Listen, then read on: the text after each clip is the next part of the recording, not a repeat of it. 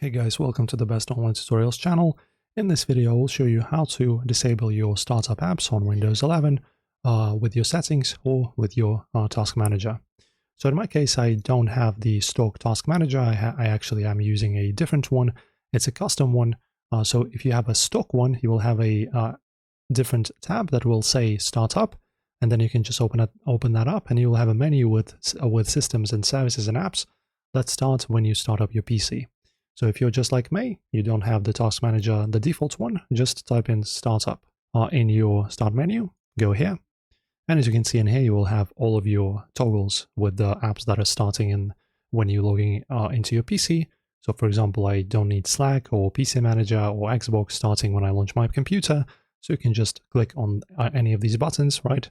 And then just turn them off. So the ones that are on will be labeled with this shining blue light. So that's pretty much it. Locate your apps, turn them off, and you're good to go. Enjoy the guide, guys. Like and subscribe. See you next time.